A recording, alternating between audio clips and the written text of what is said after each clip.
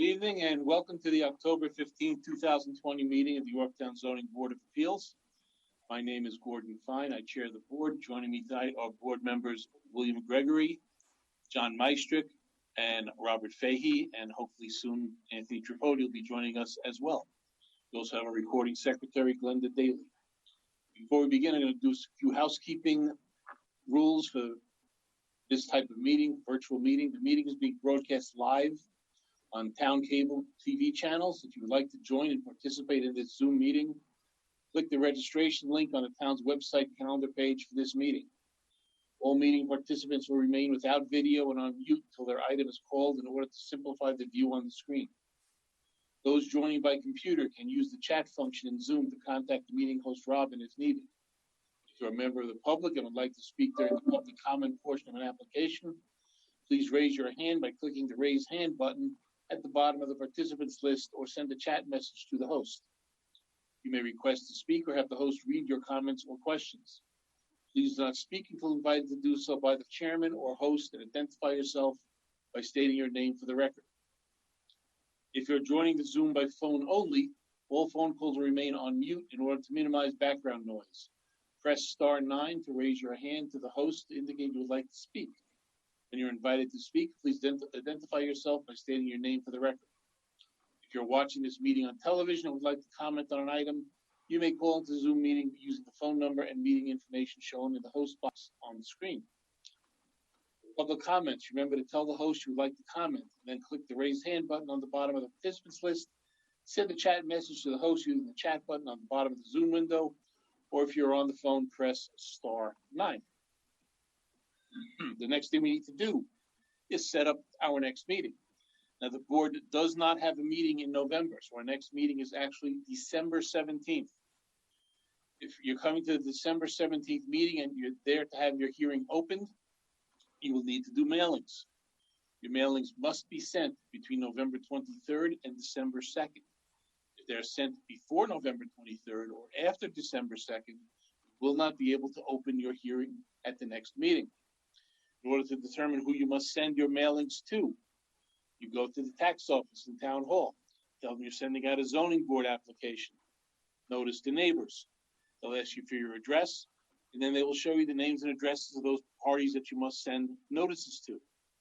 You got your packet from the building department. There's a blank list in there where you will write those names and addresses down so that you can bring it with you or submit it at the next meeting so you know who you sent your mailings to. You write that down, put it in your packet. Then when you send out your mailings, you must send out a copy of the zoning board notice stating what your application is for to your neighbors based upon that list. You must send it out first class mail. We only ask that you do a certificate of mailing. You do not have to do certified. The certificate of mailing is a simple form you fill out at the post office that just shows where you sent the letter to, and the post office will stamp it showing the date it was sent out. It only costs about $1 as opposed to certified mailing, which is about $6. You only need the certificate of mailing, not a certified mailing. You must submit those mailings to the legal department prior to the next meeting so we have them and know that your mailings are complete. You must also post your sign conspicuously on the property so that it can be seen from those driving by. For the next meeting, prior to the meeting, you must submit your sign affidavit stating that the sign was posted on the property. You must also include a photograph of the sign on the property. It all must be submitted to our legal department prior to the next meeting. You'll be doing site visits individually, not as a group, and the members of the board, if we have to do a site visit, will drive past your home. They will not be going into the home. They may be close to the property, but not in the property, so if you see somebody walking around looking at the property, it may just be a member of the zoning board. That being said, we'll now address our minutes from last month. Everybody should have received a copy of the minutes from the September meeting. Any comments, questions? The only thing I have, Gordon, is on Fetzer. The application for Fetzer, it just doesn't indicate that it was referred to the building inspector. Yeah, I think all the new applications refer to the building inspector, but yeah, it just doesn't indicate it on the minutes.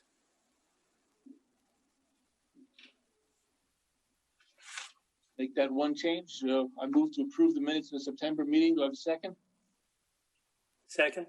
All in favor? Aye. Wait, Bob disappeared too. out there? Robin, do you have a Bob on the screen? Fahey? I do not. Disappeared into virtual reality.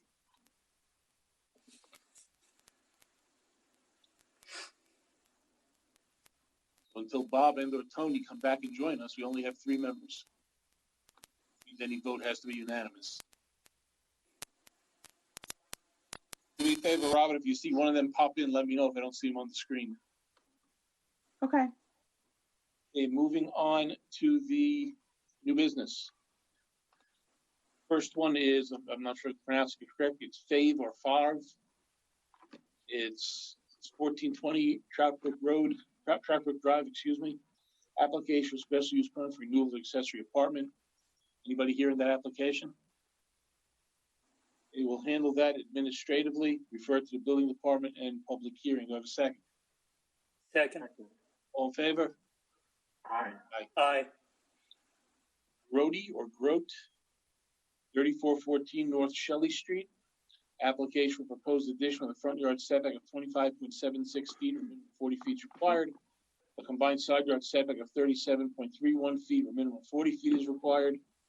A building coverage of 21.99%, where a maximum of 20% is allowed.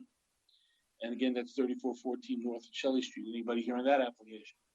Yes, that's me, David Tetro. Okay, David, we're just going to set it down for a site visit.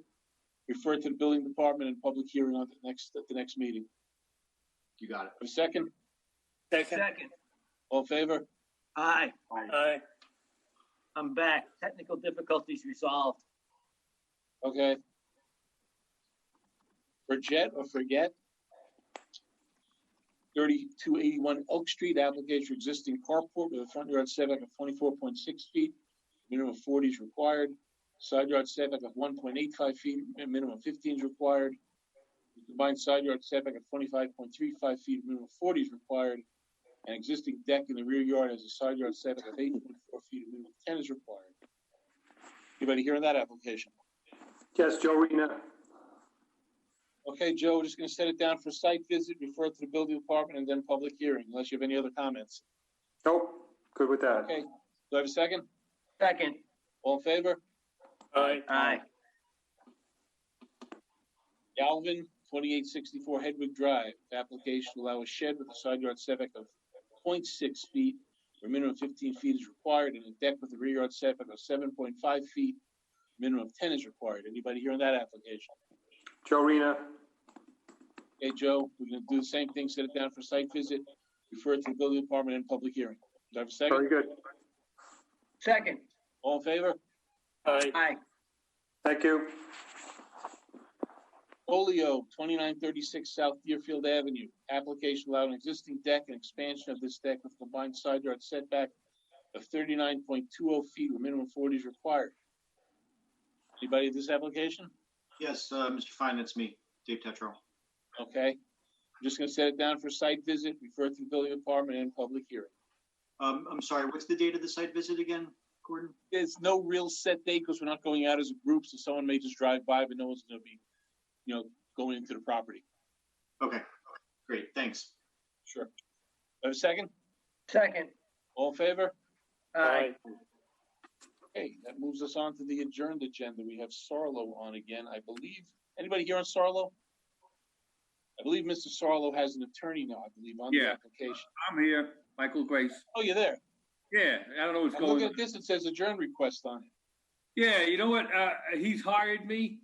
So I'm gonna. And I think the issue was that You must be in distress. You're upside down. Yeah, look, I got the camera working, but it's a good metaphor for what my life is right now. So, Good way to get a haircut. yeah, you know what? I don't know what's going on, but I got it this far, so I'm not jinxing it anything. What I'm going to do is I think the guy was adjourned because he didn't send out the mailings correctly. Right. So we're going to send it out. I'm going to send it out based upon, I think, what the application that he made. Except I think it's a very difficult application because it's really akin to a use variance. Although, Right. but I think once We've already done a site visit on this. Yeah, and I think the big issue is that you gotta, if DEP has no problem with it, it probably is something that you really may want to consider, because I think you could really control it. And it is kind of benign, but you can condition it so that you can tighten up anything that goes on the property. So it's not a, I told him it's a long shot on the law, but and practically speaking, it's really should be something that you guys consider seriously. Was this You have already a referred to proposal? DEP?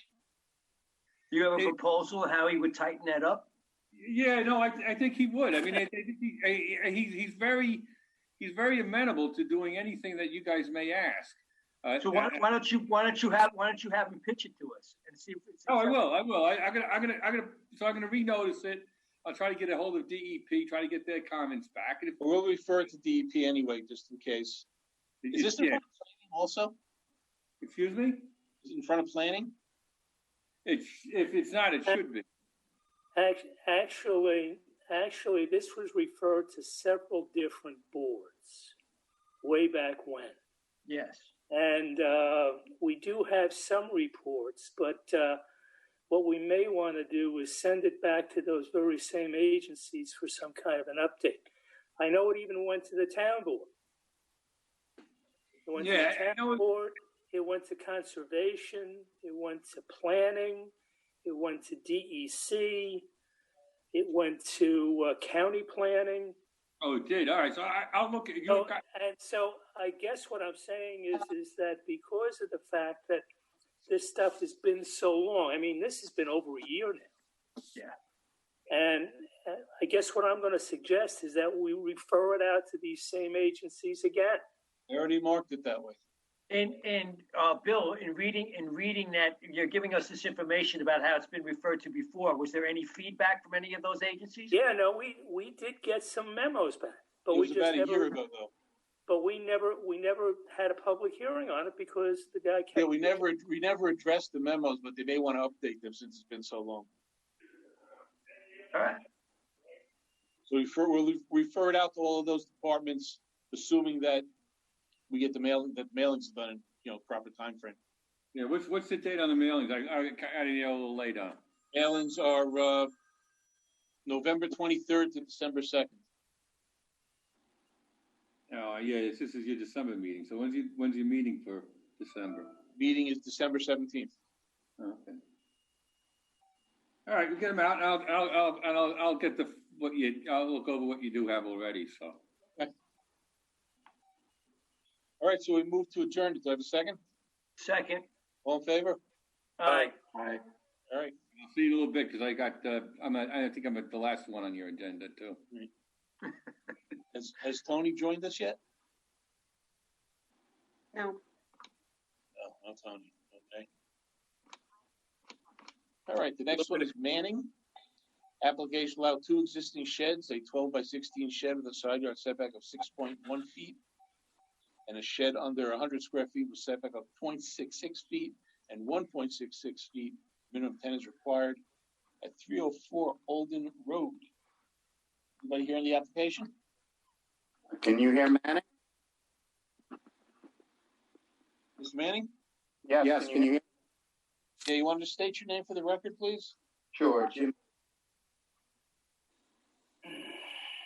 Losing your audio. Jim Manning, you hear me? I got you now.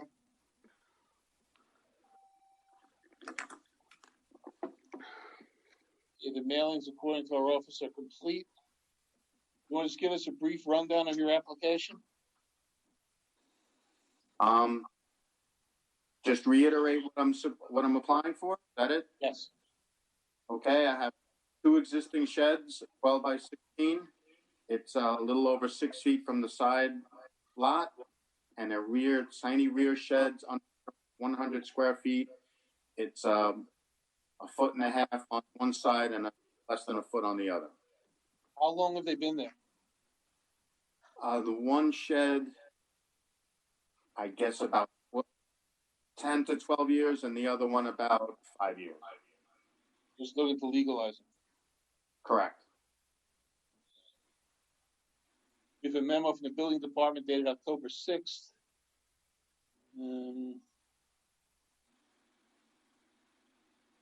respect to the property and have no objections, granted relief, the applicant will need a building permit and,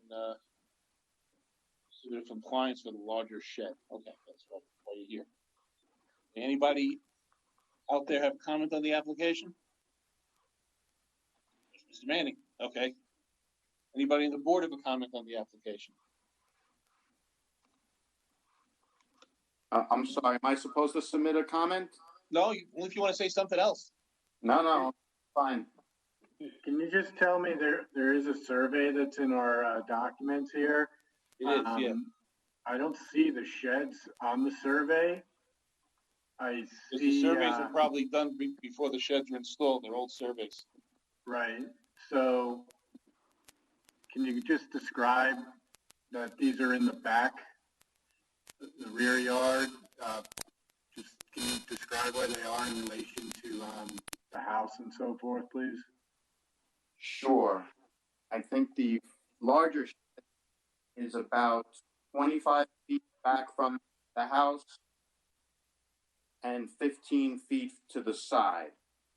So back left corner in the behind the house, I have a pretty large backyard.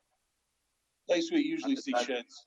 Right. And then the second shed far back on the back right side of the property. Okay, I just wanted to make sure they're behind the house. Yes, both one severely all the way back and the other one more than halfway back and side. Yeah, well, the application says side yard. Well, it's it's less than 10 feet from the side and plenty of from the rear setback.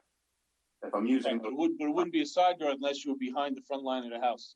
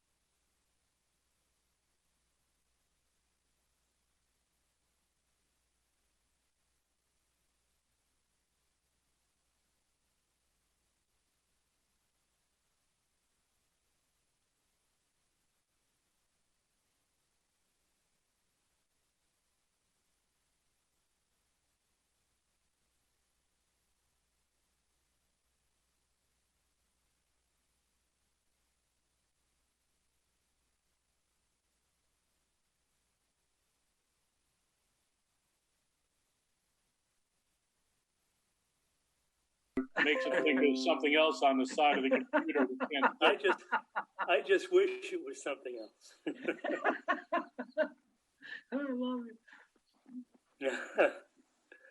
How is everybody doing? Okay. And this is definitely coffee.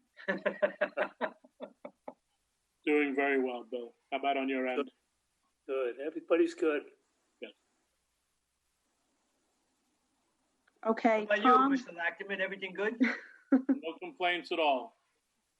How are you Status doing, quo, Robin? man. Way to be. we're fine now. Tom got until the end of Mr. Manning speaking. Okay, well, You play that back? I'm just gonna make the motion that we grant the application to allow two existing sheds, a 12 by 16 shed and with a side yard setback of 6 feet 1 inch and a shed other 100 square feet with setbacks of 0.66 feet and 1.66 feet. Minimum 10 is required at 304 Alden Road with the usual stipulation. This pertains to requested variance, not the remainder of the property line. Do I have a second? Second. All in favor? Aye. Okay, For 3 years. moving on. We have Mazzella, 2060 Allen Avenue, application to allow building lot with an area of 10,000 square feet, minimum of 20,000 square feet is required. Is the applicant here on Mazzella? Hello, yes, John Barilli, Louis Panny. Okay. We last left off, you were gonna submit stormwater plan to the engineering department. Has that been done? Yes, it has. When did you do that?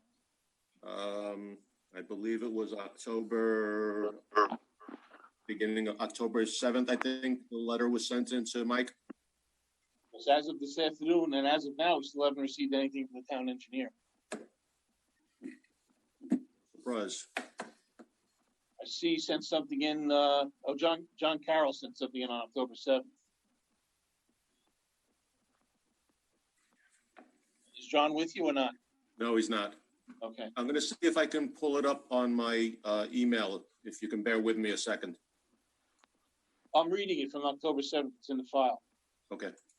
Design of the infiltration practices has been revised in accordance with DEC requirements to treat the increase in runoff from 100-year storm or 9.1 inches. It is noted that the witnessed soil percolation rate was less than 1 minute per inch. Design was calculated at 1 minute per inch. It is noted further that the calculated design required 3 units, however 5 units are provided. A portion of the pipe on this property will be removed. Retaining wall detail shows gravel with perforated pipe to collect stormwater and discharge to the rear of the property in a riprap end section and level spreader. Driveway slope was revised to 10% by raising the elevation of the house. Is there anything else besides that? No, I believe that was it, along with the drawings and the calculations. Hard copies were dropped off at the town hall, as well as everything was emailed into Mike, Kira, Robin, John Tegeter, and I'm not sure if anybody else, maybe Tom D'Agostino, but I know he's not there any longer. Surveys.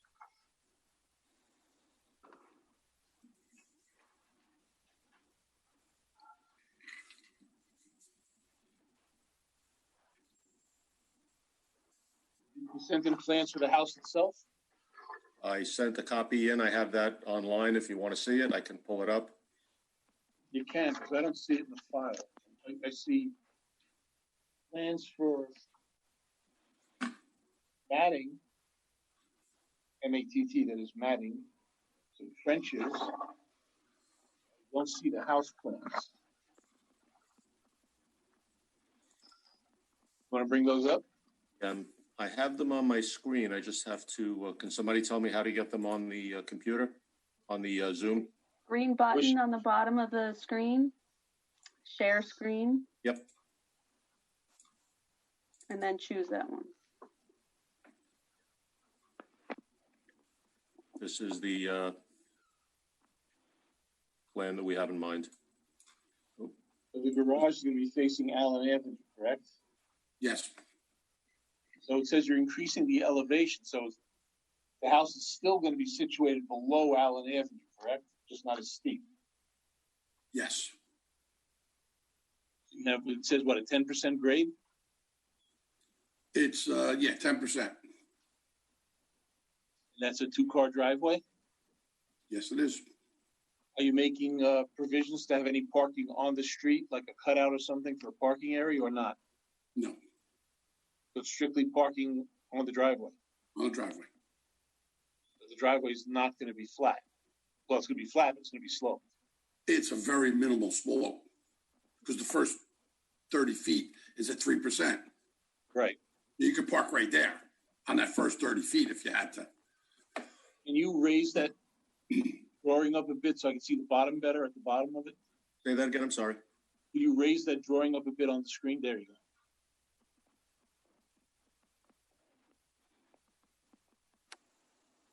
That's the back. Yeah. And a curious question, forgive my ignorance, but if you're changing the grade from 13% to 19%, or to 10% in order to accommodate, does that affect the height of the house, the ridge lines or any of that? How do you accomplish that? How do you change the grade?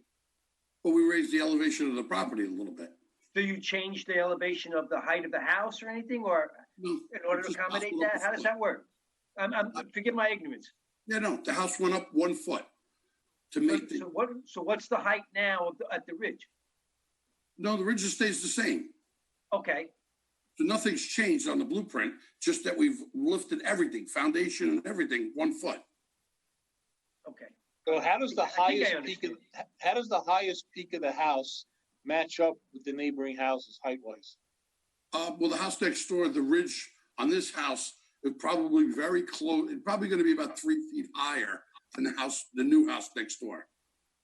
Only because This one's going to be higher. the ridge should be a little bit higher. Yes. What Only about the other older homes? No. No, the other homes, a lot of them are down deeper because they have Right. really steep driveways. So they're going to be much higher than that house because they have to be down lower. But you're also looking at the roof of those homes when you drive by. Yes. I understand. I'm just asking how the roof lines You're going compare. to actually see the house here.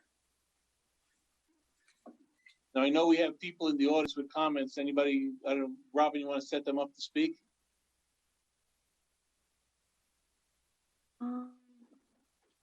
No one's raising their hand. No? I thought there were people here on the hour. Maybe they just wanted to listen in. If anyone wants to speak, they just need to raise their hand. Michael Don't count Epting that. would like to speak. Go ahead.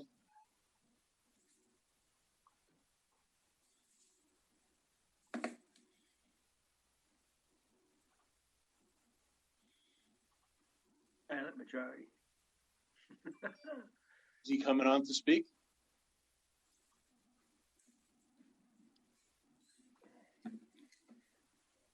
Oh, here he comes.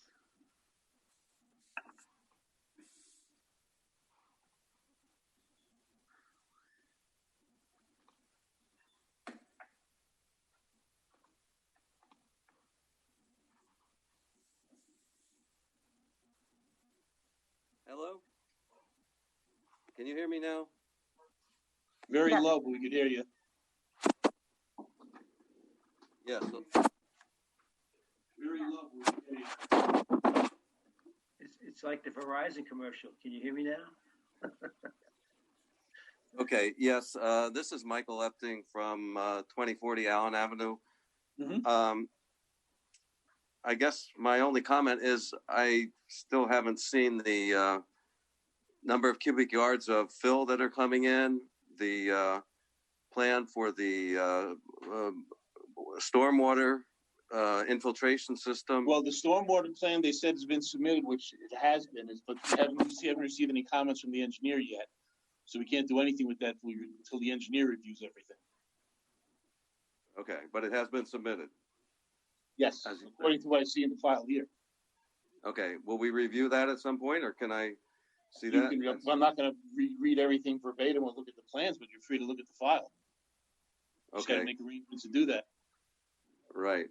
It won't be decided tonight because we need the town engineer to give us feedback on it.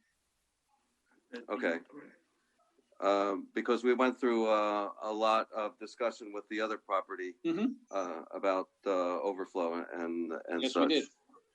I know it's a concern of everybody in the neighborhood. Right. To the point of being able to park on the driveway, again, I will, as someone with a driveway not similar, if you have if you have an inch of snow overnight, you may or may not get to work the next morning. So that's why we all have on this side of the street parking at street level, on little cutouts and such. So again, I would strongly recommend they build that into their plans. The neighbor who just bought the new house, she's looking at her, well, where do I park in the wintertime? I said, well, see that spot up there? That's ours.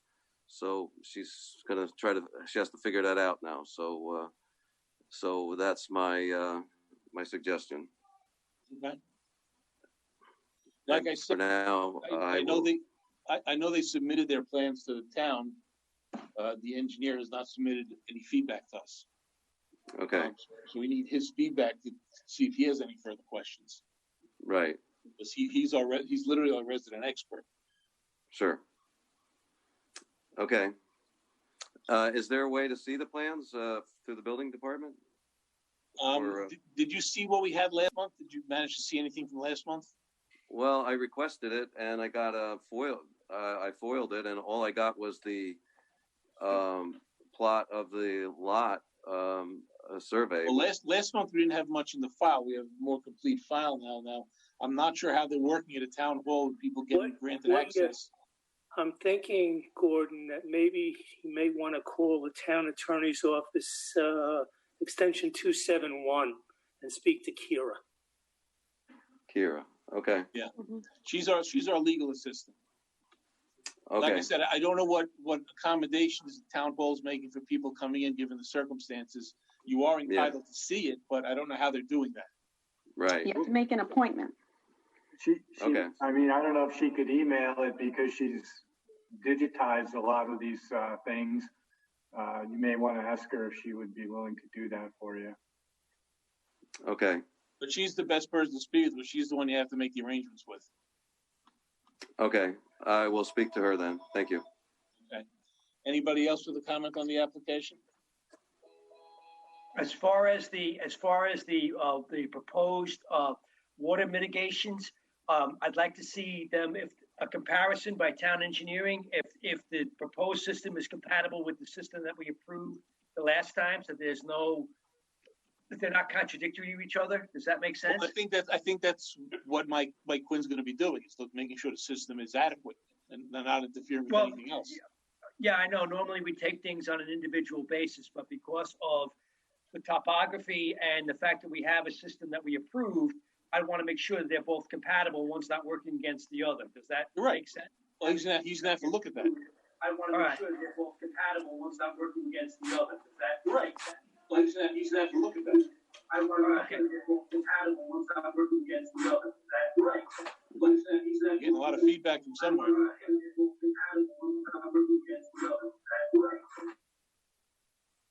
Any other comments on the application? So I have one question to the applicant. The plan that I'm looking at, I'm just curious, what are those? Are they steps outside? Like they look like staircases? You mean the lines going down towards the deck? Talking about this? Yeah, the dashed lines. Got to be a staircase. No, that's the step footing for the foundation. Oh. And it's not accurate. It's just a renderance that the architect put on the Okay. drawing. Yeah. Anybody else? All right, like I said, we need feedback from the town engineer. We can't do anything without that, unfortunately. So I'm going to move that we adjourn this to our December meeting so we can have the engineer get back to us with his comments. As far as the applicant's concerned, I would suggest you might want to contact him directly to make sure he's actually doing something so we get some comments. Well, what happened the last meeting is he surprised us at the last second with his memorandum, which we had never seen. It was never sent to us. That's what I'm saying. We now have a month and a half till the next meeting. You want to touch base with him before that to make sure it is nothing else. Mr. Fine, that's the point I'm trying to make. We lost that because we weren't given advance notice. Otherwise, we would have been prepared for the last I meeting. understand. I'm not Now criticizing you for it. I'm just saying now you we're might want to, Well, we're look ahead for the next meeting. Now, that's the And annoying we are in part. contract. You know, we have Yeah. timelines with our contracts too, so. I understand, but we have to work with the town engineer. So what I'm saying is, since you have some time before the next meeting, touch base with him well before the next meeting and make sure everything's on track. You'll hear from us tomorrow. Okay, thank you. All right, thank you. John, Lou, Good if you have any issues, I'd like to see the plans anyway. Okay, So just please include me in any email correspondence, okay? absolutely. Be happy to. Thanks. Thank you all. Have a good night. Okay, move to adjourn until the December meeting. Do I have a second? Second. All in favor? Aye. Okay, Thank you. next application is CAT, 3528 Gomer Street, application for special use permit for accessory apartment. Anybody here on that? That may be handled administratively. I have that here. So run through that.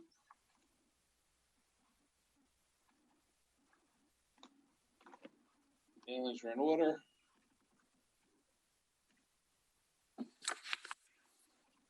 We have a memo from the building department dated October 8th. Inspected and has no objections. Okay. Anybody online have any comments on this? Anybody on the board? Is this a renewal or a change in Renewal. ownership? Beg Renewal. pardon? I think it's a renewal. Renewal? Yeah. Yes. There's a I mean, I previous, see there's the a original previous, approval in 1990. I thought maybe there was a change in ownership. doesn't say change in ownership. All right. Okay, I would move that we grant the application for the accessory apartment at 3528 Gomer Street for a period of 3 years. Do I have a second? Second. All in favor? Aye. Okay. Fiorito, 1625 Central Avenue, application for special use permit for a new accessory Actually, apartment. Center Street. Anybody Yes, here on that application? yes, Martin Henning here, with Demasi Architects for that application. Okay. Let's see what we got here. Has this been built already or it's in the process of? No, it's an existing house that they're looking to finish the basement for an accessory apartment. We have a memo from the building department dated October 6th. They have no objection. Did you submit a parking plan with the application? Not to my knowledge, but there's an existing parking pad outside, and we didn't submit a plan, but there's an existing garage on the property, and there's at least a pad for 2 to 3 cars. But I wasn't aware of Because that. I know that the permitting process for accessories require that a parking plan be submitted. Okay, so I know there's Steve Gifford is here as well. I don't know if he'll be able to join, but he was the one that submitted the application. He might have know more information about it. Want to see if you can hook in? See. Yes, this is Steve Gifford. Okay, Hello? well, we're just discussing whether a parking plan is being submitted. Yes, I was unaware of that, and one was not submitted. The entrance to this, where's the entrance to the apartment going to be? In the rear yard. You're going to come off, according to the survey, it looks like the driveway is off Hudson Street. It is. It's a corner lot. It actually corners Central Hudson Street and Summit Street. So it's a corner lot, and then so the driveway is not on Central. It's on the side street. Okay. Anybody viewing this have any comments on the application? There is a memo in the file from building. I read it. You read it, I'm sorry. I was looking for the paperwork. Sorry about that. That's the building department member you're talking about, right? Right. Yeah. All right. Yeah, like I said, one of the things one of the items specifically in the section of the code for accessory apartments is they have to submit a parking plan showing adequate parking. without blocking any other parking. Right. So what I'll do is I'm going to move, unless anybody else has a comment, I'll move to adjourn this. I have a comment. Go ahead. Does the owner live in the house? Because in reviewing some of this stuff, the property owner needs to live there, occupy the main, and. Do you want me to take that, Steve, or do you got it? I'll take that. Okay. My sister actually lives in the property right now, and she had to move kind of on an emergency basis. And Mr. Fiorito, as soon as this is approved and we built, assuming it does get that, she's going to move downstairs and he's going to move into the property. So he's a contract vendee or a renter? No, he owns the property. I'm his father-in-law. I'm handling it for him. Okay. Any other questions? All right. I move that we adjourn the matter to the December meeting. Do I have a second? Second. All in favor? Aye. Okay. All right. Thank you. Have a good night, guys. Thank you. Thank you. Haight, 1228 East Main Street. Application for the new owner applying for a special use permit for accessory apartment with 906.5 square feet, or maximum is 800. Anybody here on that? Yes, this is Jeffrey Haight. We have the existing accessory apartment at this location, change of ownership in July. I'm the new owner. I know we have a memo from the building department. Just want to see if there's anything else here. There is a update from Cura. I know, I pulled that out. I'm saying there's a memo from the building department dated October 15th. Yeah. And he hasn't been able to inspect the property. Yeah, the memo says, I've called several times, left messages, and not gotten a return call. Basically, what that means is we can't move on the application until the building inspector is permitted into the apartment to take a look at it, to make sure everything's in compliance. I've not received any messages. Well, be that as it may, what we're going to need to do is you're going to have to contact him to set up a time for you to check it out before we can do anything. Okay, who am I contacting? Building department. I believe Brad Goodman is the individual that will come. Anybody in the audience have a comment on the application? So was this ever illegal? Because a legal accessory? It's just new owner. We've been out to this property before. We've gone through this before. There's been no issues prior. Right. Yeah, So it's just the new owner. Right. Did we ever provide a variance for the size? Yes, we did on the original application. Yeah, that was the original issue when we first did this a number of years ago. Right. Just in case we didn't do that, we should do it now. It was last renewed on May 6th of 2019, according to the file. How many times has it been renewed? That Does it say? Okay. There's only a note on that. Okay. It just says new owner. Because I remember when it initially came up, that was an issue about the size, and it had something to do with the boiler room and locations and whatnot. But we were actually able to resolve that issue, and I don't think there's been any issue since. The fact that there's new ownership should be, unless they did something radical before they. Yeah, it's usually pretty straightforward, but the building inspector needs access. Exactly. Yeah, I just since it was listed, I just wanted to make sure we covered it whenever. No problem. Yeah, there's been no changes, and we do not intend to make any structural No, I understand, changes. but the building inspector has to verify all that for us. Okay. So, no other comments? Okay, I would move that we adjourn the application to the December meeting so we can get a memo from the building inspector. Do I have a second? Second. All in favor? Aye. Okay. Thank you, Mr. Haight. Thank you.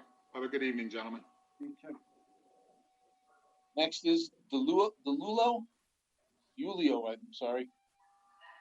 Property 1587 Cross Road. Is the applicant here?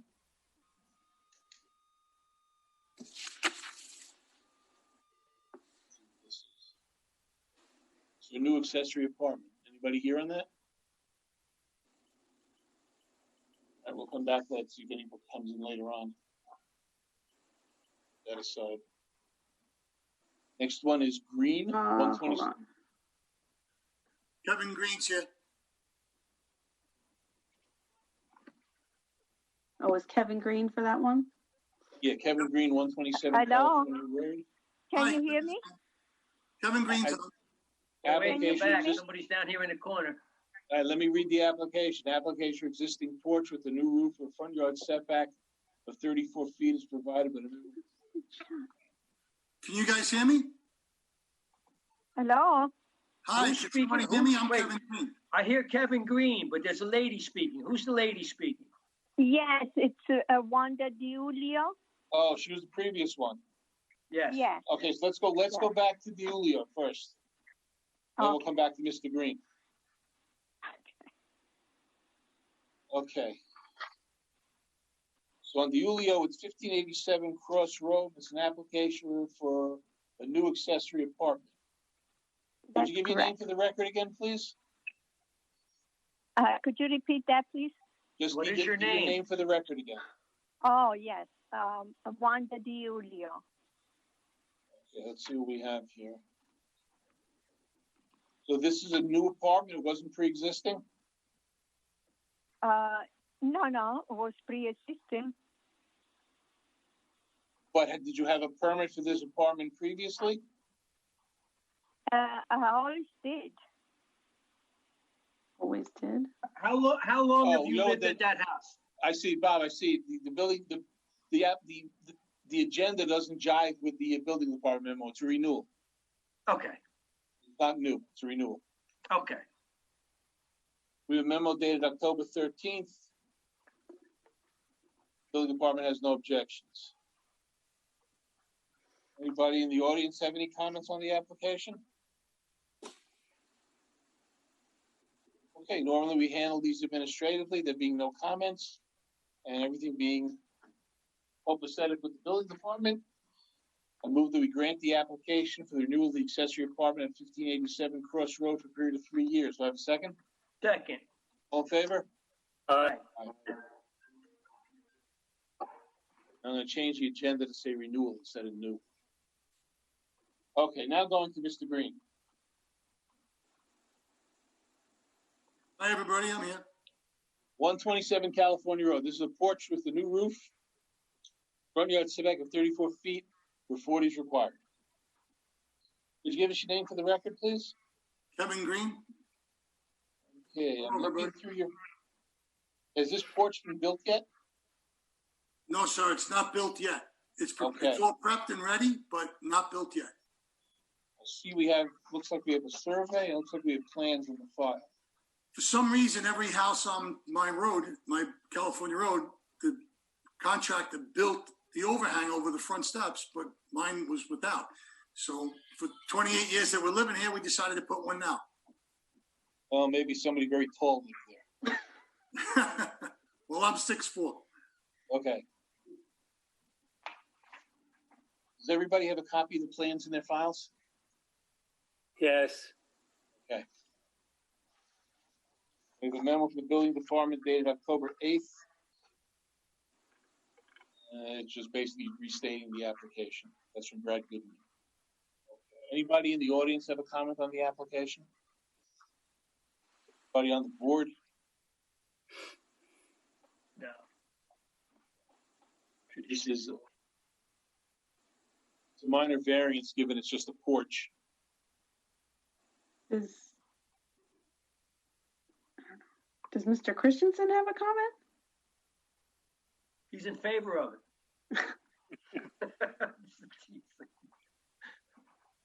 All other comments?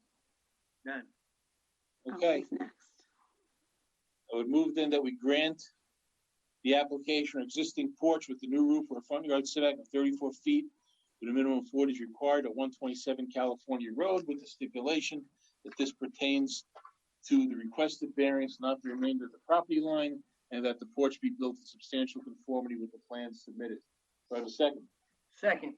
All in favor? Aye. Aye. Aye. Okay, thank you, Mr. Green. Thank you, everybody. Appreciate it. Well, Christensen, 708 Garth Court, application allow existing, well, let me first check, Mr. Christensen here. Yes. Okay, application to allow an existing 8x10 shed with a rear yard setback of 5 feet. Excuse me, with a minimum 10 is required. Find your application.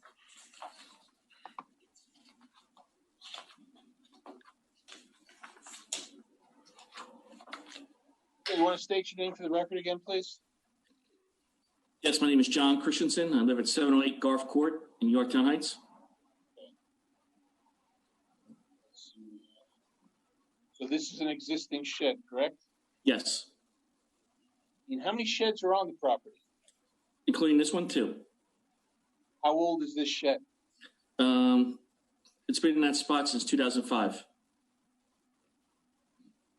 Pretty good shape for a shed that's been there for 15 years. I maintain it, so try to.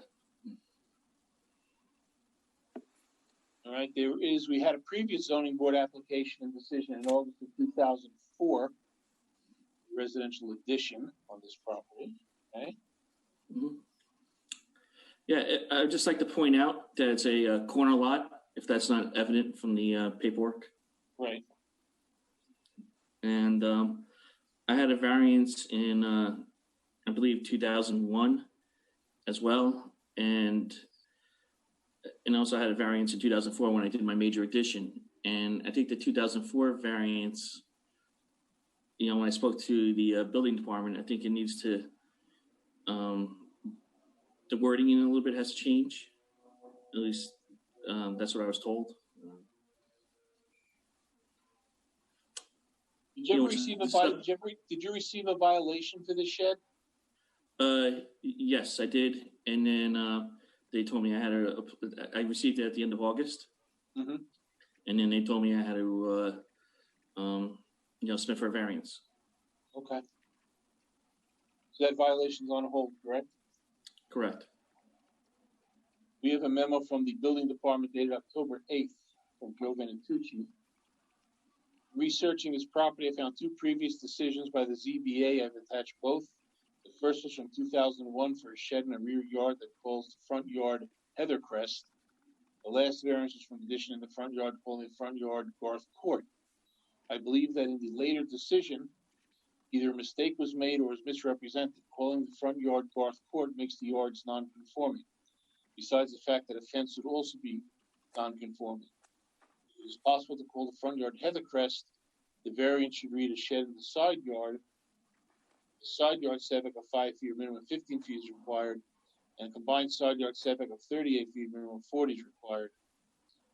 And he also states he has no objections to granting the relief.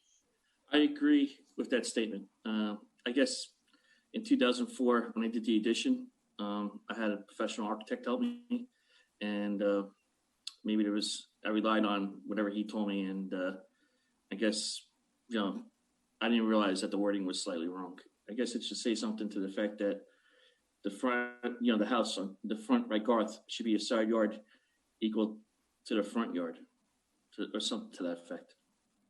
I don't do this for a living, so I don't know exactly. Anybody on the board have a comment on that? I believe that what Joe is indicating is correct, because even if you look at it from the standpoint of the original survey, Heathercrest Drive should have been front yard, making Garth Court a side yard equal to a front yard. And therefore, the shed that we're talking about really is in the side yard and not in the rear yard. When I did a site inspection, it was also clear that they had put a 6-foot fence along the Garth Court property line that would be commensurate with having Garth Court as the side/rear yard. I think what I want is that part that's fenced in with the white fence. I guess that should be my backyard. Right. On Garth Court. Has that, Mr. Christensen, is that shed, was that previously located someplace else on the property? Yes. Before I did the addition in 2004, it was. If you look at the survey I provided, it was right behind the house, before the addition. and then in 2004, I guess we started the project in 2004. It was completed in 2005. And in 2005, we moved it to the current location. I'm not sure. I provided pictures, and you'll see that there's rocks on the other side, big boulders. We put next to it at that point. When I had the building done and stuff like that, and there hasn't been a problem with it until now. Let me ask you, Mr. Christensen, what do you keep in that shed? I keep, it varies over the years. Currently right now, I have beach equipment, beach, when you go to the beach and stuff like that. My daughter's a little bit older, but there's a doll, a play kitchen set in there. There's during the winter, I put my patio furniture in there. I'll tell you why I ask, because there's a email here from a neighbor, which I'll make part of the file. Sure. From Melody Aubrey. I don't know if Miss Aubrey is present online with us, but I'll read what's here. Responding to the application. The Christensen's filed for a variance to keep their illegal shed within 10 feet of our property. We are confused as to why this is even being entertained due to the fact that it had already been decided by the building department to remove it in the past. The conversation we had with the building department officer at the time stated that Mr. Christensen was informed that he needed to move the second shed to comply with the code. Mr. Christensen replied how it was winter and the ground was frozen, making it difficult to move, but he would move it as soon as the weather permitted, which apparently was never done. Christensen had applied for variance for one shed, which we signed and agreed to. It was then Mr. Christensen took it upon himself to place a second shed within 10 feet of our property line without proper consent. Christensen's also requested another variance for building an extension to the back of their home, which we did not contest to. We feel we have been reasonable in allowing for 2 variances in the past. Now, in addition, the Christians put up another structure, a new pergola within 10 feet of our property. Right. So a couple of things we could talk upon. Let me just finish the whole thing. Which, to our knowledge, was not filed as per the town code. We noted when we voiced how we did not want it to close to our property within the 10 feet code, was verbally dismissed. Right. How many more structures will be allowed up against our property by Mr. Christensen? What is the point? Health and well-being that the shed be moved. There is a strong odor emanating from Mr. Christensen's second shed. Storing items which aggravate a medical condition. Ms. Aubrey suffers from a respiratory condition. Now that she is home full time, she cannot sit outside and enjoy her garden near Mr. Christensen's shed. She cannot open up windows for fresh air because of the close proximity of this shed to our windows. We ask that our rights to enjoy our home in a safe and healthy manner also be considered and enforced. Code which is in place to allow us to do that. Okay, now what do you want to say? Okay, first of all, again, the shed does not smell. My house is right there. I take great pride in my property, and neither one of my 2 sheds smell. They're in phenomenal shape. I don't keep anything that's smelly in there, except for maybe a small container of gasoline for my lawnmower in the other shed. And the other shed, like I said, has nothing the shed that's under discussion has nothing to smell with. This all came about recently because I put the pergola up, and the pergola replaced the pergola that was broken. The vines were there. The vines have been there since I purchased the house in 1996. The prior structure fell down during the winter, and I replaced it. And then they just started trying to pick apart they knew they couldn't do anything about the pergola, so now the shed came into play. And, I just don't know. I think that it's reasonable. The shed's been there. None of the other neighbors have complained. And the other neighbors, they view the shed from the street, and no one has an issue with it. My property is very well maintained. I spent a lot of money on it. The pergola looks beautiful, and the pergola was there. It's been there for many, many years. It's just I replaced the existing structure, and they didn't like what the building department had to say about it, and then therefore, I'm dealing with the shed. And there's nothing that smells in the shed. I wouldn't have anything that smells on my property, period. Where do you store any fertilizers or anything like that in the sheds? No. Where do you keep your garbage cans? Garbage cans are in front of the house on the driveway. Okay. on Garth Court, which is far away from them. And also, I'd like to point out that they don't, when they sit out by the garden, where she sits out by her garden, it's all the way on the other side of the other neighbor's property. It's nowhere near my property. And that's where her garden is. So the garden is far away from my property. So that's, again, It's the other side of her home from your home. Correct. I mean, it's on, like, it's like, if you say her property is 100%, it's 90% away from my house. It's on the 10% that borders her other neighbor. So I'm looking at the survey, and you said there's 2 sheds. It's an older survey. One shed was, I guess, removed. Yeah. Are we talking about the shed like that on the survey that's, viewable? Like there's a hedgerow. It would be adjacent to your neighbor on the Heathercrest neighbor. Is that the shed? Is that where it is? Well, you see, there's something that says frame shed. The reason I'm bringing that up is it right adjacent to the shed that's on the neighbor's property. I'm looking at the survey, and there's a shed on the neighbor's property that's even kind of closer to the property line. Is that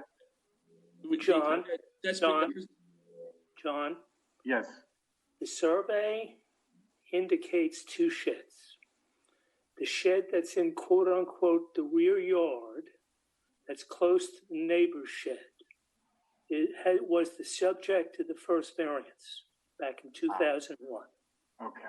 The shed that we have presently now before us, if you're looking at that survey, basically it says frame shed against the house. Right. That shed, according to the applicant, was moved closer to the property line. You can't really see it because of the break in the survey. Okay? So, correct. So that shed that we're talking about now originally existed against the house and was moved closer to the neighbor's property line. Right. And the neighbor who wrote the email is the one that lives right next to you on Heathercrest? It says lot 85. That's correct. Is that neighbor online with us? And I what see they a did, name, but I don't know if he's online. what happened was that shed was moved in. I just want to make it clear that shed was moved in 2005. And He's got his hand up. And it's been in an existing location since 2005. Excuse me, may I speak? This is Mrs. Aubrey. Yeah. Yeah, go ahead.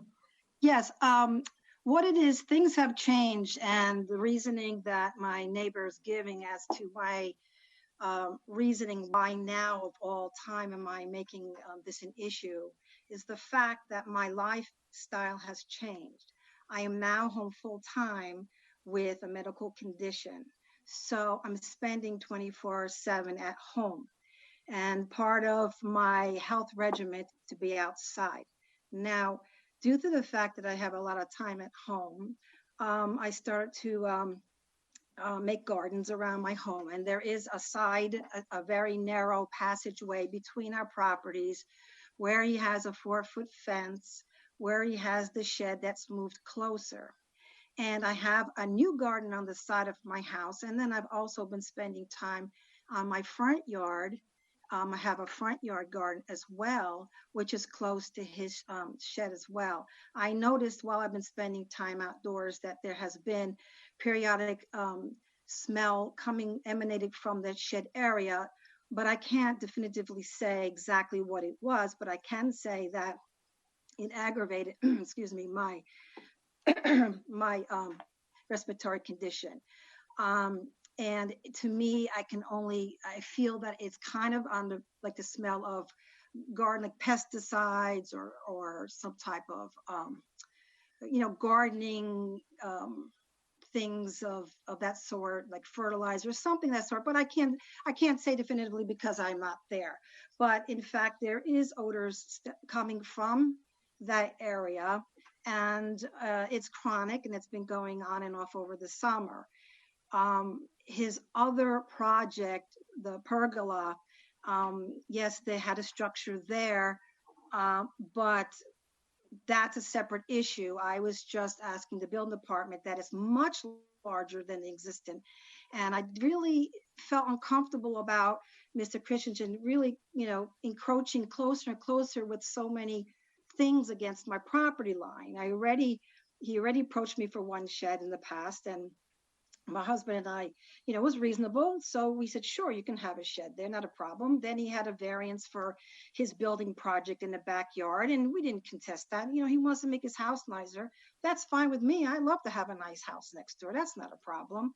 But then when we gave him the paperwork for one shed, he put two sheds up. And I thought that was disrespectful. But I wanted to be on good terms with my neighbors, so I didn't say anything because it wasn't affecting me at the time.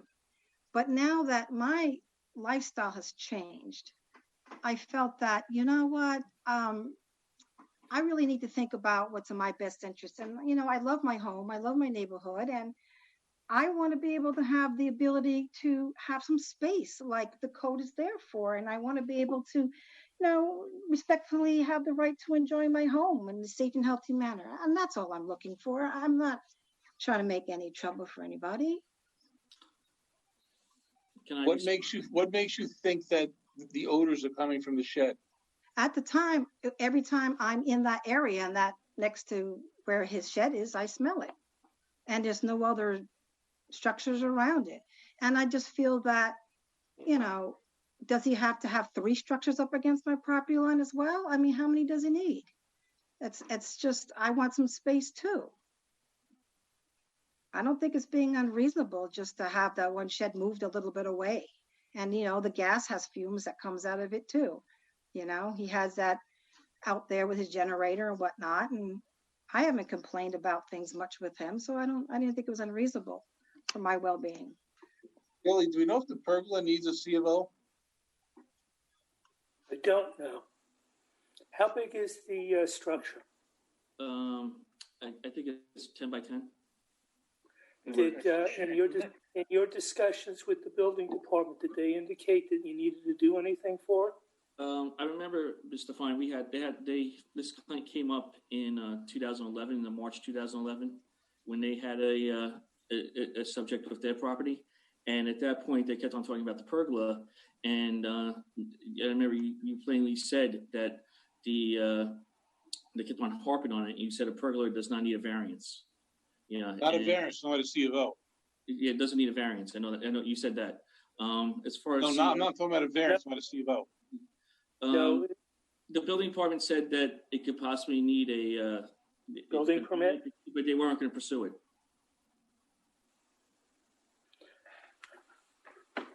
Okay.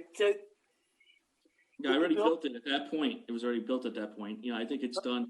It's structured in the ground, and it's replacing an existing structure. I would just like to point out there's no gas kept in that shed. Whatever. No, you said the gas tank's in the other one. Yeah, whatever it's in that shed is it's plastic material, and it's cleaned. The outside of the shed is cleaned. There's windows on my house that are equally close to that shed, and my wife wouldn't tolerate anything that smelled, or we wouldn't do that. I'm just curious why the building inspector didn't bring up the issue of the pergola. If it's a structure in the ground, would generally need something. Right. Not necessarily a variance, but it might need a certificate of occupancy. May I comment on that? I spoke with Mr. Zeif about that, and he dismissed me basically. And I said, I contacted him. I read that in your email. Yeah, I contacted him prior to it being completed in the ground, prior to any cement being put into the ground. I would just like to point out that it replaced an existing structure. There are vines out there. If you take down one structure and put up another one, doesn't mean it doesn't need a C of O. Okay. Mr. Chairman. Take down a deck and put up a new one, you still need a new C of O. Right. Look, the CO, if that's something that's required, that's not an issue for me. We'll go ahead and go down that route. But as far as the other shed goes, the shed, I think I'm entitled. I would like the variance. It does nothing in there smells. And I think my rights are being impeded upon. It's my property. I understand it is close to their property. It's been there for 15 years. Like I said, there's lawn furniture that goes in there. There's beach stuff. There's a big cooler that's in there, and nothing smells. It fits. It would cost me a lot of money to replace that and move it. I maintained it. It is plastic in nature, so if I start taking it apart, I'm gonna have to buy a new shed because there's only so many times you could, plastic is plastic. And well, just to address something you just said is that it's not that anybody's impeding upon your property rights, because you can't just build anything you want on your property because it's your property. That's why there are C of Os, and that's why there are zoning codes. And it's the specific role of the zoning board to overrule building department zoning codes. But it's not a right that you have that right to build anything you want. I understand. I appreciate that. I understand. I think that I think her complaint is not valid. The CO for the other structure, if that's something that has to be done, that's not an issue. Well, they didn't bring it up. I was just curious as to why. Normally, if they see something on the property that needs a C of O when they're out doing these inspections, they tell us. Right. And the building department, I like to mention that the building department came out and they didn't smell no odors. Everything was fine. So I don't know. Obviously I don't. A CO is required for the pergola. What's that? A CO would be required for the pergola. Adam Rodriguez is our special counsel. He's joined us, I see. Like I said, I have no objection in getting a CO for the pergola if I have to. Where is the pergola located, sir? Yeah, sure. I could easily identify that for you. If you look at the survey, it's you see where it says 7.5 by the frame shed. Yes, it's right there, right next to the shed. So the pergola is next to the shed. Correct. Is it going towards the rear property line? Runs parallel. It goes side, just like the shed goes sideways, the pergola goes sideways.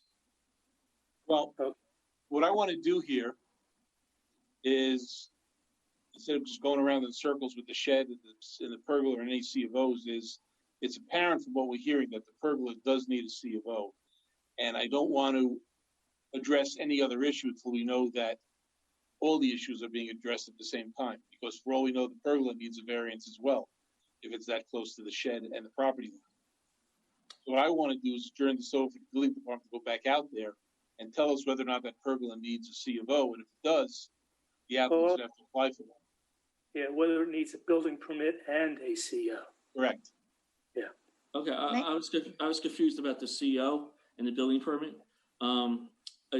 That's fine. Like, whatever the building department wants with the pergola, that's not an issue for me. Or anybody else have a comment on the application? Yes, I'd like to say that another issue that wasn't mentioned was years ago, we did bring this shed issue up to the town. And I can't give you the year it was, but my husband had a conversation with the code enforcement officer, the building department, about it. And the conversation entailed that Mr. Christensen was in fact told that he needed to move that shed. And Mr. Christensen's response was that it was middle of winter and that the ground was frozen and that— Right, that was in your email. Right. So, but Mr. Zive said that he couldn't find any paperwork on that. So I just wanted to just support that. Well, we're going to My motives aren't what he thinks they may be. We're going to have the building inspector revisit the property and see what the story is with everything. Yeah. All right, thank you. That's perfectly fine. Is it possible to submit a plan that shows the way the house looks today, the pergola, the two sheds? Because the survey is so old that it's hard to even visualize what's being asked for here with respect to these various structures. If you look at that survey at the last page, John, do you see the last page of the survey? The one that says survey of property dated June 2nd, 2004. Do you see that? Yes, I have that. You see where it says frame shed in the rear yard? Yeah, so the house is not the right size on that survey. The sheds Yeah. are not. There's Well, one, the location of the back of the house hasn't changed, or the side of the house hasn't changed. There is another survey or a plan. Well, the location of the side of the house has changed because No, not that side. Not we that don't side. know what's the side, what's the rear, Yeah. Well, you do but you got to kind of combine a couple of things. Right. So I'd like to see one picture that says, here's all the things, instead of me trying to do mental gymnastics, trying to figure out where everything is. Well, the easiest way is just have the applicant submit photographs. Or do a site inspection. Yeah, We'll go out there and take a look. Well, again, I'd be open to that. you just take the survey and sketch where the survey that I'm looking at, where the new shed is, the shed that's where, right? Because Mr. Christensen, I think what John is indicating is if you take a copy of the existing survey, Okay. and basically impose on that, and you can draw it in. You don't have to get anybody to do it. Mm-hmm. But basically indicate on that survey where the addition went for the front of the house. Mm-hmm. Okay, and also indicate that where the pergola is. Sure. Okay, and the also shed. The survey that we have is a little bit unclear in terms of the actual location of the moved shed. No, I understand. That could be. So maybe what you can do is basically put that all on one piece of paper, and then we'll be clear as to what's out there. Okay. And now, when I draw the stuff, do you guys get the actual drawings I give you, or do they get scanned? So if I write it in with red, will it stand out better? I don't know if it matters in a scan. Yeah. Okay. Yeah. All right. So, okay, I'll try to do that. I have no problem with that as well. Right, so I'm photographs. You know what else is better? Pictures worth 1,000 words. Put a couple of pictures in to show where they are on the sidelines of the property. Sure. Makes it very easy to see. Right. And not to go, the one thing I would point out too is that, are we going to wait until are we going to wait today to correct the 2004 matter, or are you going to move that to next time as well? No, I've already changed it in my notes, Okay. but it'll be wrapped up when we do the whole application. Okay. All right. So, are you going to send the building department out to? I'm going to refer this back to the building inspector. Okay. All right. That's fair enough. And then, I guess I deal with it again in December, correct? Correct. 17th. Now, do I have to send out new mailings for that, or is it just you're already open? Everything's okay. No new mailings. Okay. All right. I appreciate the time you guys spent, looking at it and stuff like that, and trying to bring this matter to a close. And most importantly to me is I want my property to be legal and to be, within the laws that you guys have, including the appeals and stuff like that, and make it functioning. That being said, I'm going to move we adjourn to the December meeting. Do I have a second? Second. All in favor? All right. Okay, thank you. All right, thank you. Next application is Fetzer, 133 Dorchester Drive.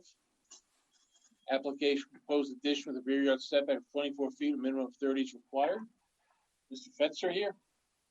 Adam is here. Is also this is Michael Picarello, architect. We are representing Adam Fetzer. On the hard copy I have, it says mailing's not complete. No, they're complete. Here, I got it. She sent me an updated note saying they're complete. Okay. However, the one thing I do have here, find this again, which is something that Billy actually brought up in the very beginning of the meeting, is I do not see a building department memo. Normally, there is one. I have a memo from Heritage Preservation Commission. No, there is one from Joe Venatucci as well. I don't see it. It's not in my file. Okay, if you want, I will read it to you when we Go get right to ahead. it. October 6th, 2020. Application for proposed addition with a rear yard setback of 24 feet, where 30 is required. Inspected the property on October 6th and have no objection to granting the relief. The applicant will need a building permit and CO for this work. Respectfully, Joe Venatucci. Okay, so we do have a building permit. So obviously we did refer to the building department, or someone did. We got lucky. Yeah. Okay, you want to run us through your application? Sure. We have a single-family home. It's a 1.5-story historic home. It has a rear yard setback, an existing rear yard setback of 17 feet on Hanover, where 30 is required. We are seeking a relief from that to do a 1.5-story master bedroom addition. The dog leg shape is because of the existing pool.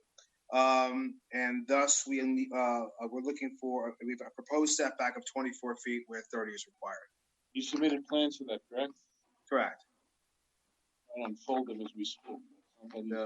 The addition will be in keeping with the neighborhood and certainly with the house. There's plenty of.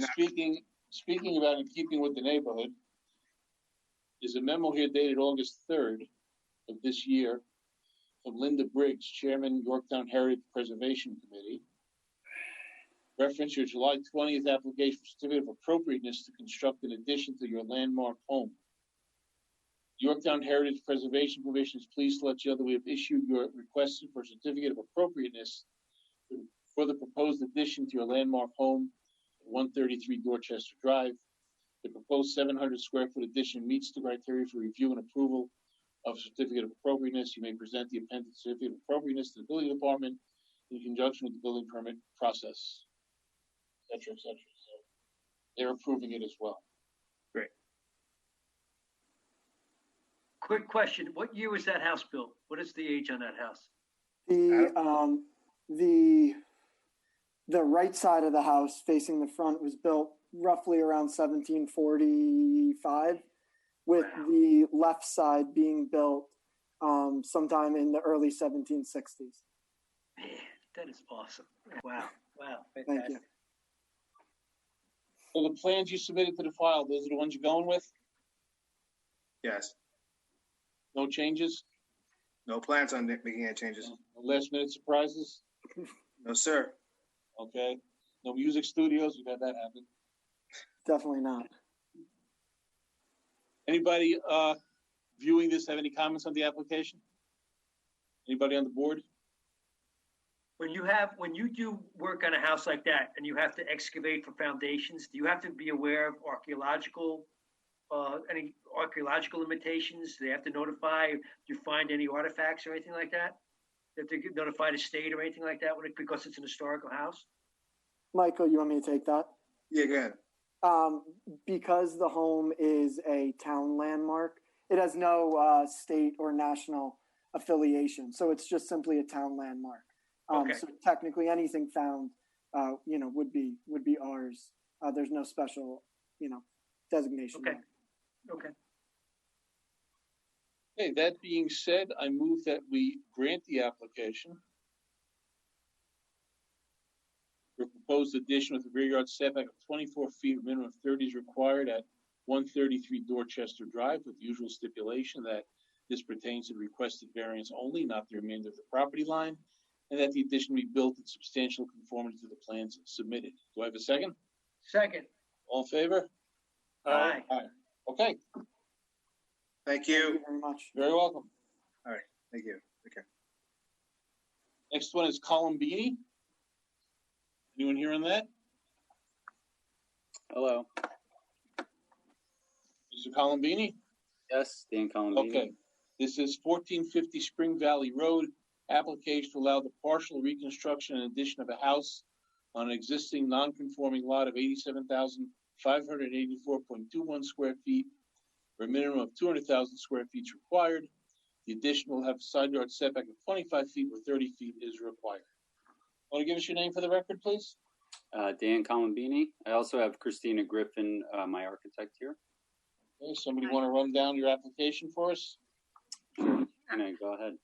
I can share the screen. I'm Christina Griffin. I'm the architect engaged by Dan and Deborah Colombini. Just give me a minute, please. Can everyone see the screen? Nothing. There we go. Yeah. Can you see the drawing now? Yes. Yes. Okay. Can we turn it? Yes, just a second. Thanks. You're anxious. No, I'm looking. I'm trying to turn my head to follow. I'm getting a stiff neck. Just turn your computer sideways. No, it's going to. I would have gotten there. I would have made it work.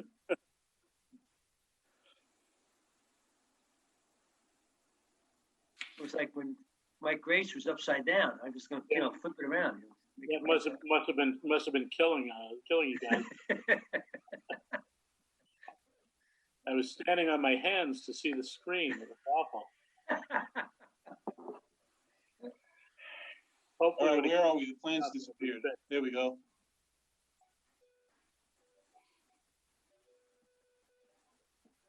Probably should have left it alone. Just give me a minute, please. No problem. Here we go. All right. Let's stick with that one. Oh. House looks like Bob. I had this all set up and sorry. It's been one of those nights. A lot of technical things. I lost picture before. I had to reboot the whole package. Crazy. So we'll get there. Yeah, just give me a minute, please. Well, while she's hunting around for that, I'm going to read the building department memo dated October 8th. Mailings are all in order? This is an application without partial reconstruction and addition of a house on an existing non-conforming lot. Gives the measurements. I've inspected the property. All right, I'm not sure if this is a current memo, because the memo was dated October 8th of 2020, or if it says I've inspected the property on June 17th, 2013. There's a fence on the property that appears to be higher than the allowable 4.5 feet in the front and side yard. This will need to be addressed. So I'm not sure what that means. I think the date might be wrong on that. That might have been something that was noticed by the recent visit. Is there a fence? There is, yes. We're So fine with correcting maybe you it. just got the date wrong then. Yeah, I think so. We're okay with correcting the fence issue as part of this project. You want to leave the fence or take it or bring it into conformity? I need to understand what would be required to leave it. You need a variance. Okay.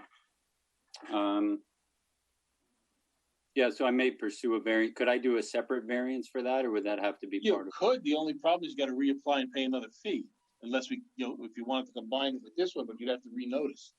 Right. Okay. I'm just thinking schedule. I want to move the rest of the project forward as quickly as I can. All right, I'll think about it. I'm not sure how I want to proceed with that right now. I mean, because usually we don't grant applications or consider them until everything's brought into conformity.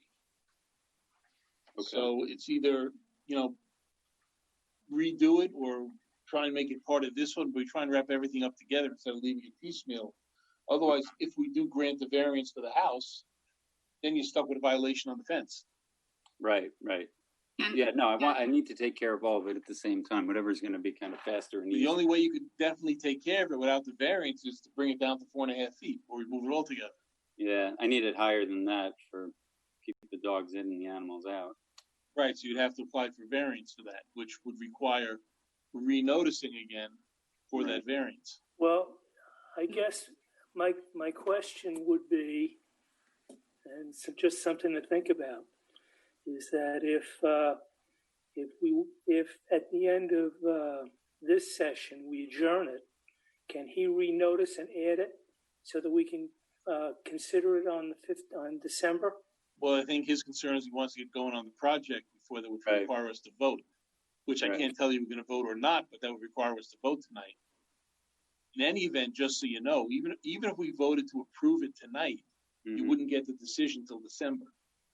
Okay. Because the minutes don't get approved till the December meeting. Gotcha. Okay. So if you renotice to bring the whole thing together into one application, you could get the fence in the December meeting, and then if we vote on everything in December, if approved, you'd start on everything in January. Can I start my building department filing before then, or do I need to wait? I quite frankly, it's always been if the zoning board has granted it, then it could start to proceed. They didn't have to wait for the Yeah, but paper. I don't think they've been doing that lately, Billy. I think they've been waiting for the decision. Why not? I don't know. I brought up that subject, but I've just been told that people have to wait till they get the decision. I have no problem if the building inspector wants to let them start based upon, you know, what we voted on, but they're not doing that. Okay. I will look into that as a liaison because I don't. We've always done that in the past. Yeah. Yeah. I don't understand. Look, if you're voting and saying, "Hey, we're good to go. We just need to approve the minutes," it seems like a waste of time. It may be something you should look at. I will definitely. I appreciate it.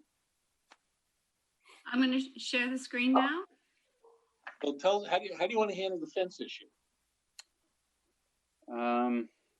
So what the fence, the max height of the fence for the entire 4.5 feet. 4.5 feet. Well, what it is that with the fence can't be higher than 4.5 feet in the front and side yard. Okay. It can be 6 feet in the rear yard.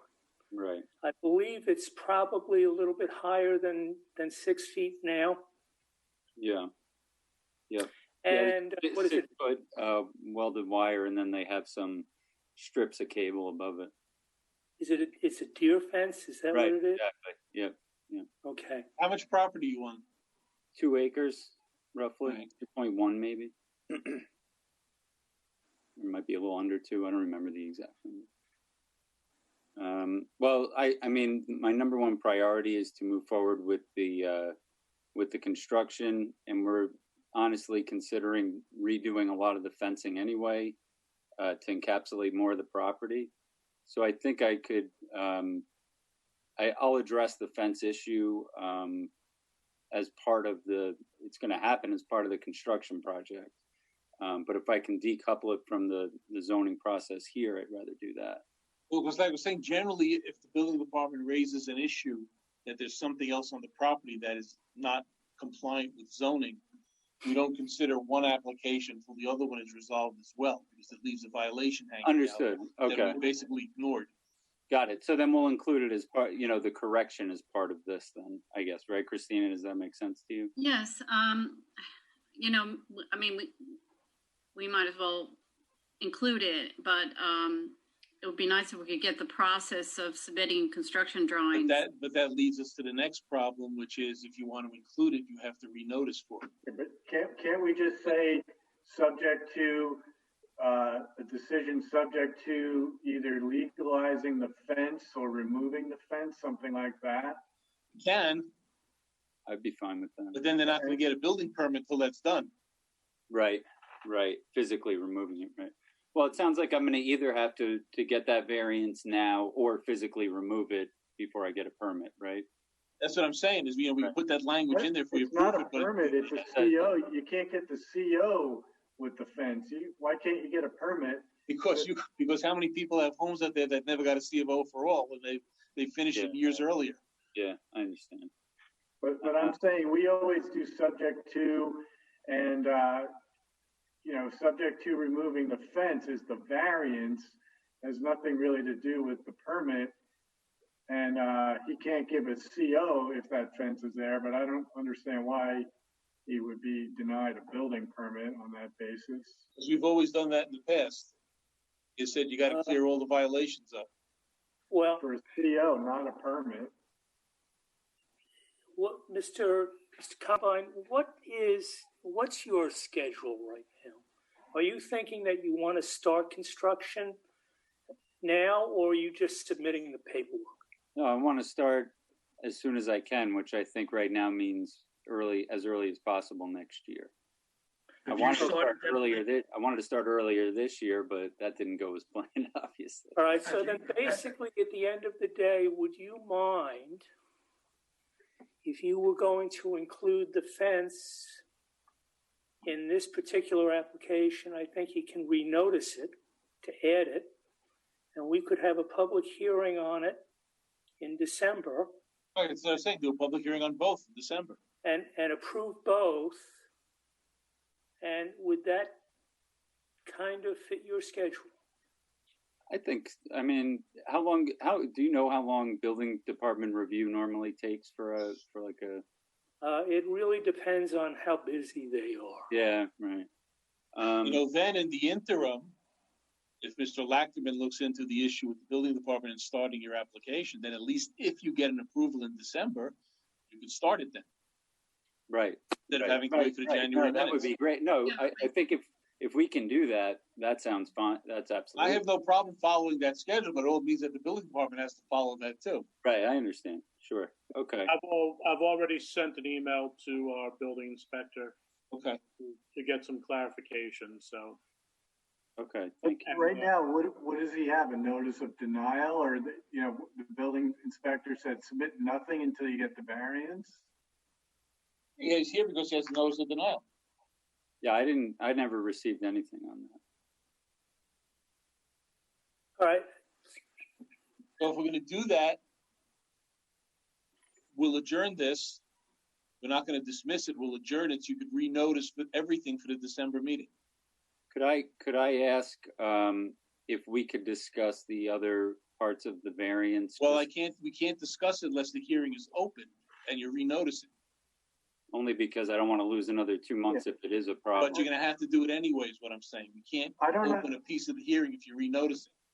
If we gave the variance tonight, I don't see how the building department could delay a review of the file of the plans in an effort to provide a building permit. That's not what we're talking about with the plan review. We're talking about letting him start to build based upon our decision. But it takes, a big plan like this is going to take the building inspector a long time to review the plan and give the permit. Right. That's why I want to get those plans in. I'm talking about just getting the plans in for. What I'm saying procedurally is if you're going to renotice for both, then we open both at the same time. Right.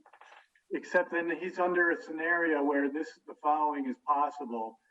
Even if we grant everything in December, what you stated earlier is the building inspector doesn't do anything until January when we. No, that's what Mr. Lachlan was saying. He's going to speak to the building department about is going back to the old way where they used to just let them start once we made the decision, where they didn't wait for our written decision. Well, but is there any path to reviewing? This is my concern. We don't review the plans for the building department. They do that. Mm-hmm. And my concern is this is the way we've always done things in the past. And if we change it now, I don't want other people coming forward in the future saying, hey, you did it for that guy. I don't want to talk about the little shit I have before. Yeah, I got it. No, I understand. So let me ask you a question. Are you in the process? Have you demolished? It says here remove existing garage. No, nothing's been. Have you removed these buildings already? No, they're still there. Okay, so if this came about and we said, okay, December, you have to remove those buildings before you can start construction. Is that correct? Yeah, that'll permit for that. Okay, so you're going to have to do that anyway. That's going to take some time to take those buildings down. To do that, John. Yeah. But if he gets the approval, he's not going to start brand new construction, break ground on those new buildings until he gets the other buildings out the way. He's going to have plenty of work to do in December. It's not going to happen. Permit to even take a building down. Yeah, but you don't need a variance to take a building down, John. No. I understand that, but as far as John's question, not yours, Bob. Oh, sorry, I didn't realize that. If could we proceed with this variance application under the condition that the fence is removed as part of the project? And that's what you really want to do, but I thought the fence was important to you. Well, there's really not. No, I'm going to be putting. There's not all that much linear feet of fence that I'm going to be keeping because I'm going to be moving it.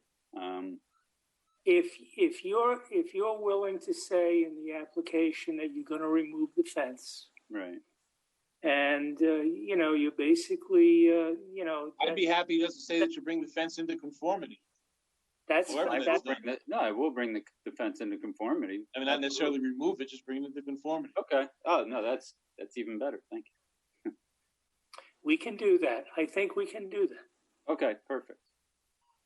I also want to mention, as the architect, that we would, we need to know if we're getting the variance to make sure that we can keep the plans as we've drawn them. Well, that's usually part of our application, is that you gotta build in substantial conformity with the plans you submitted.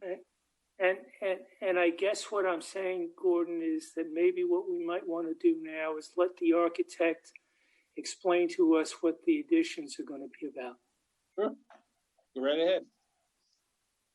Okay. I'm going to proceed then. Can everyone see the drawing? Yes. Yes. Now, this property has like a triangular shape, and the light area you see is the existing house. It's about 2,200 square feet. We're adding 1,100 square feet to enlarge the house to 3,300 square feet, excluding the basement. And already the house is located on the site, so it's way over on one side and is already non-conforming, goes into the required setback of 25 feet. Now, what we'd like to do is add this new garage. This would be taking the place of the detached garage that's over here, which is actually a one-car garage with a shed on each side.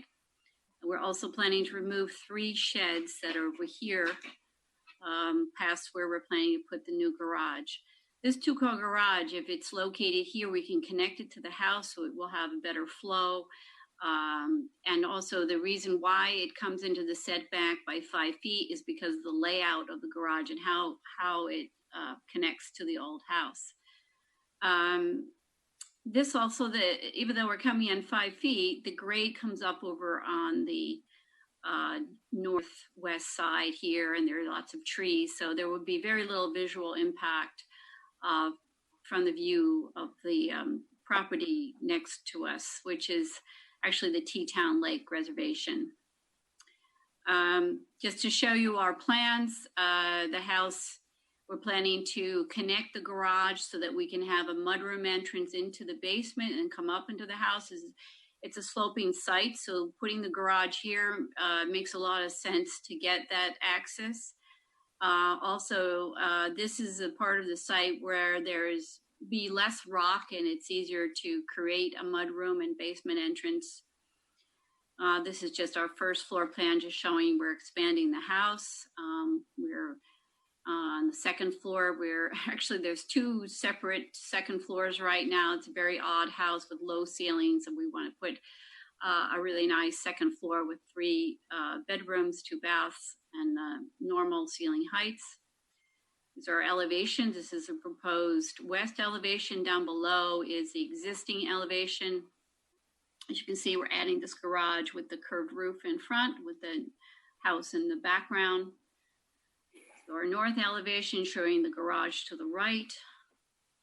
This is a proposed and existing below. East elevation showing the upper part of the property looking back.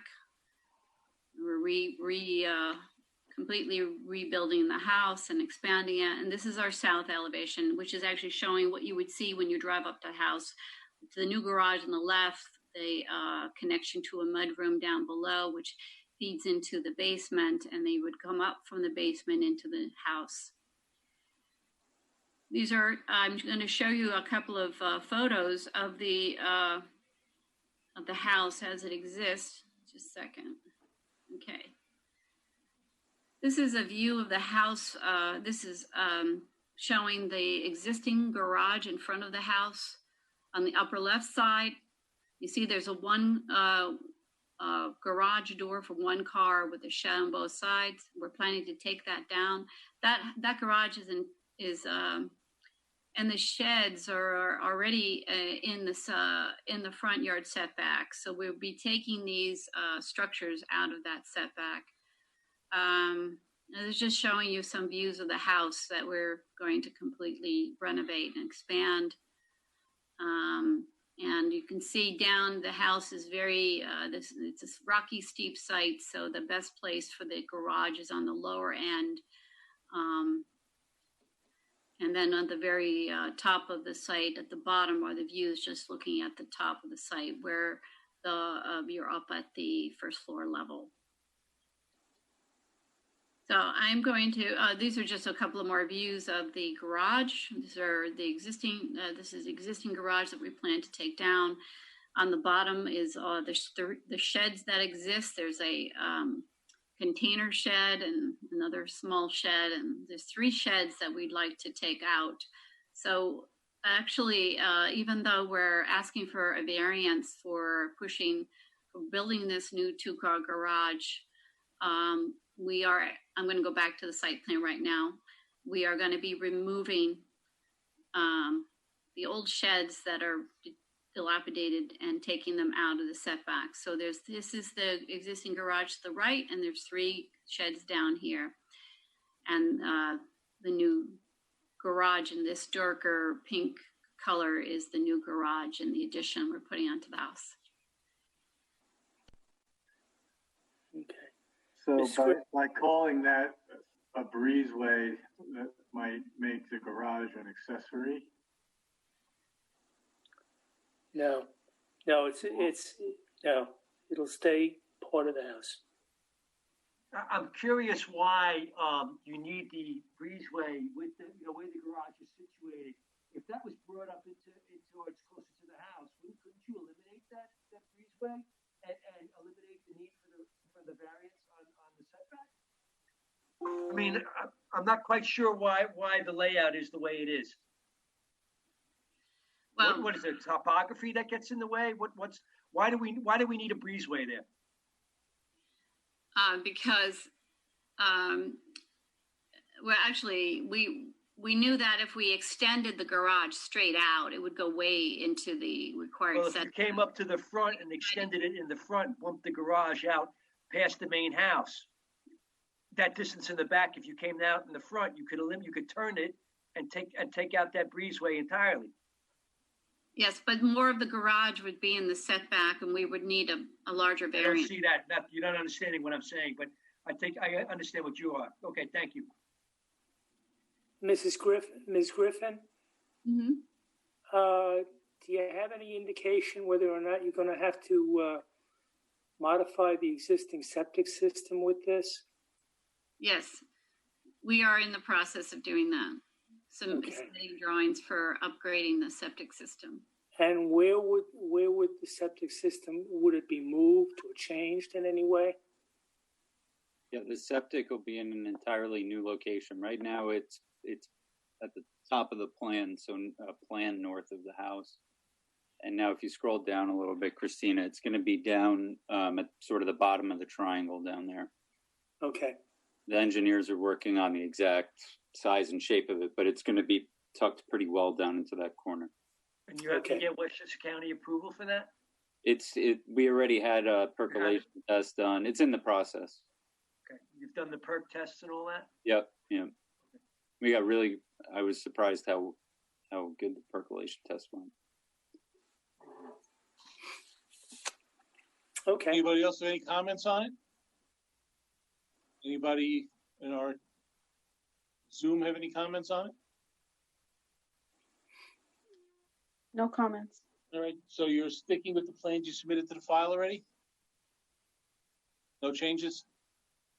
No. Griffin? No, these are No the plans changes to plans? where we Okay. Anybody on the board have any further comments?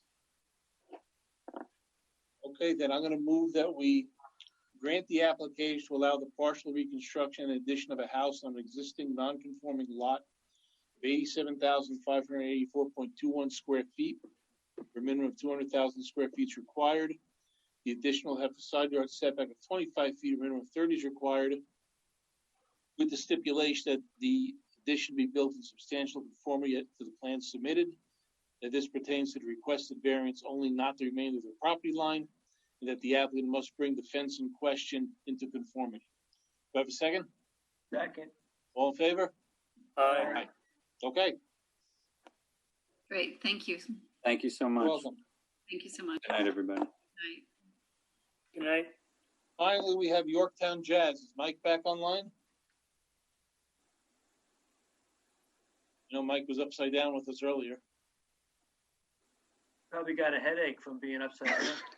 Could be. Well, that blood rushed to his head.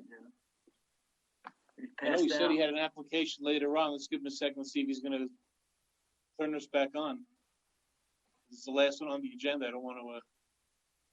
Says he's here. I see him listed. Hey. There he is. I'm upside down again.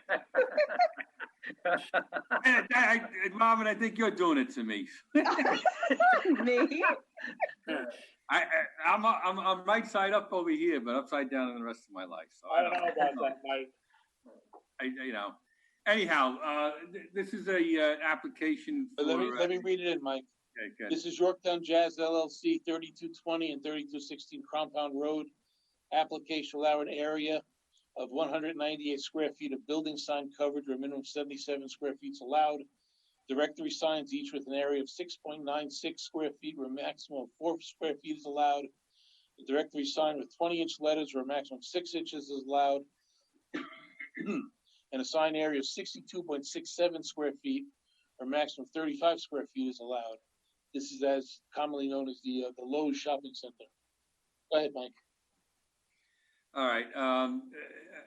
The required variance. I went over this with Joe Fenatucci because he's the sign guru, or the sign standards guru in the building department. You should have before you, and I don't know how to do this on my end, so I'm technically ignorant. Well, we have a memo from Joe dating October 6th, basically saying he has no objections. Yeah, and you should have all the renditions of all the signs. I do. Okay. This is to accommodate both AAA and Starbucks. So it's the building that has been just newly erected. Yes. And I also noticed the application for clarification of the 50-foot setback that we were granted, but 75 foot was required in the front yard due to the taking by New York State of some area to augment Route 202. And there was some confusion as to whether that only went to the Pad B, but we actually got it for the entire frontage of all the lots. That's Mike, correct. Mike, let me just interject for a second. There's a note here saying that the mailings are complete, but there's no sign affidavit. Yeah, I have the sign affidavit. I didn't know how to get it over there today. I have the sign affidavit. I'll obviously get that in with the pictures. Okay. I'm not used to you guys still not meeting in person. I keep on thinking, I just have to walk across the street, but I have to walk longer. There isn't a We backup. also have a memo from Abaca dated October 8th. The board noted that the monument sign in the application shows spaces for 3 tenant signs, and is concerned with how many tenants may be proposed to be placed on this sign. There is potential for a minimum of 2 additional tenants on this site, occupying the 3rd space on Pad B, and potential future tenants at Pad C. With additional future signage is the intent. The board encourages the applicant to incorporate additional possible signage to the monument sign in this submission for review and approval. Notwithstanding the above, has no objections to the variance being granted to the added building signage to Pad B, and the changes to the monument sign is shown in the application. We also note here that we have no planning memo. What's the situation with planning? This was actually, Robin, I think you were the one that arose the issue that these sign variances were going to be needed, and that we actually in front of you because of planning board. That's correct. The signs, because it's a double front facing building, so to speak, because they wanted a front facade instead of two front facades rather than one front facade because it faces Lowe's as well as 202.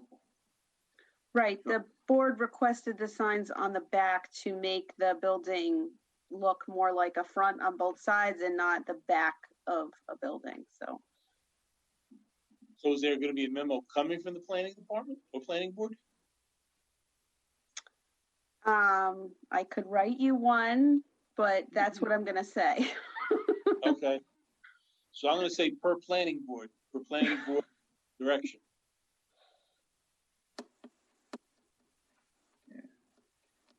Anybody else with a comment? Are you gonna be able to see those signs from the Taconic? Like if you're coming southbound on the Taconic, will you be able to see the signs? Or they just be on the building facade, or they're not gonna be above the building, right? No, yeah, on the facade, you're going to see, it didn't make sense to have it, you know, yeah, you have the fronted, you have the stores facing 202, but when you pull into the site, the stores are facing Lowe's. So the idea is to have two front facades rather than, you know. So if I'm in Lowe's, I can see a sign for the building? Yeah, it's kind of an I mean, anomaly. total height is 16 feet. Yeah, all right. So you're just adding, there's the formula which I never quite understood. Bill knows it better than probably anyone because we did this at one time. I guess, Bill, this was yeah, we did. We suffered a lot with this. And it's dependent on road frontage and sides. You know, the sign ordinance is more complicated than it probably should have to be. But in this situation, to comply with the sign ordinance, you're fitting a square peg in a round hole. Doesn't make a lot of sense, and that's the wisdom of the planning board and everybody else that's kind of reviewed this. So the variances are basically to make this actually work, where the sign ordinance would not be allowed to work. Anybody else have a comment on the application? Anybody online with us have a comment on the application? Ed Lachman does. Ed's sitting there just dying to say something. I'm good. Okay. I'm just making sure you were still with us. I'm still with you. Right. That being said, then, I'm going to move to grant the application to allow an area of 198 square feet of building sign coverage where a maximum of 77 square feet is allowed. Directory signs each with an area of 6.96 square feet where a maximum of 4 square feet is allowed. The directory sign with 20-inch letters with a maximum of 6 inches is allowed. Excuse me, Mr. And sign area of 62.67 square feet where a maximum of 35 square feet is allowed. Gordon? Yeah. Ann Cutter has raised her hand. Oh, okay, go ahead. Thank you. I'm here tonight to speak on behalf of Rose Mazzola, who is the closest neighbor on the western side of the Lowe's site of this Jazz site. And Rose has asked me to raise some concerns about making the signs so much more visible, bringing in so much more traffic when on Old Crampon Road, which is where she lives, there's already a huge traffic problem. You happen to be the only public hearing that's being held on the Lowe's sites right now. We've tried to go to the planning board and the planning department, but you're the public hearing, so I'm raising them here. The nexus being that the signs are designed to bring in more traffic. Well, it's a commercial space, so obviously they want to bring customers in. Exactly, but we would like to have the traffic issues considered as part of the discussion. Well, the traffic issues would have been considered by the planning board when the whole shopping center was considered. I mean, signage is not really a traffic issue. Right, but when the planning board considered it, the signs were much smaller, a third the size, and half the size, a third the size in the building coverage, and half the size with the area, half the size with the letters. But what I'm saying is, regardless of what size the signs are, the same buildings are still going to be there. And they're still building more buildings, which are permissible. And any traffic concerns are part of the process of designing the shopping center, not really the signage. So although I understand that you want to voice your concerns somewhere, I really don't think it has a bearing on this particular application. Is there any way that our concerns could be raised in whatever memos go back and forth between your board and the planning board? there really are no other memos going back and forth at this point unless, the planning board wants to consider something else regarding traffic. But shopping center has already been designed and approved. Unless anybody has a different feeling on the subject. I think it's important to also point out that half of this signage is actually designed to attract the people that are already in the center. So it's not adding additional, but everything facing into Lowe's is trying to tell the people at Lowe's, hey, you know what, before you pull out, why don't you grab a cup of coffee at Starbucks or, see what you need at AAA. So I don't know is there any other approval that's going to be needed in terms of future development over there? The planning board is currently considering the Pad A grocery store proposal. Well, then I would suggest that might be the best time to bring up that issue. Well, they've determined that it's an amended site plan review, not a full site plan review, so they don't intend to have any public hearings or public comment. Okay. Has there been increased traffic on Old Crampon Road? Is that what you're saying as a result of the Lowe's being there? Is it Dramatically, yes, dramatically. Okay. Yeah. And okay, was that ever addressed in planning as to that traffic? Was there any considerations given to Old Crampon Road as to what might be as a result of building Lowe's? I think the feeling was that the increases we were seeing at the time might have been related to construction, so they asked us to come back. We included it in the memos that we sent to the planning board and the planning department, but as I said, they're not accepting public comment. Well, if they asked you to come back, then it should be a matter of review. You should be able to address that concern. If they gave you that door, you should be able to go back in. I agree. Just saying, I don't know, maybe it's not my bailiwick. Isn't there an amended plan being requested on the planning board? That's what she just said. She said that it's not open for review because it's just an amended. It's not. But they initially gave her the right to be able to come back and. I understand that, but that's not us. That's the planning board. Right. Yeah, it's not an issue with this application. Exactly, but it's to give her some recourse. She's here now talking to people that should know. And I understand that, but it's just not, has nothing to do with this application. Right. Who could she speak to, in other words? The man in the red shirt at the top of the screen. I will call you, Ed. Very good. All right. Thank you. You're welcome. Sorry, Ed. No, I appreciate you listening. Thank you. I'll look for you. Thank you. Her letter is given to the planning board, even if they decide not to have a hearing. So I'm going to go back to the original motion I was making to grant the application to allow an area of 198 square feet of building sign coverage, or a maximum of 77 square feet is allowed. Directory signs each with an area of 6.96 square feet, or a maximum of 4 square feet is allowed. A directory sign with 20-inch letters, or a maximum of 6 inches is allowed. And sign area of 62.67 square feet, or a maximum of 35 square feet is allowed at 3220 and 3216 Crampon Road, with the stipulation that it be done per the planning board's comments and also for the signage plans that were already submitted. Do I have a second? Second.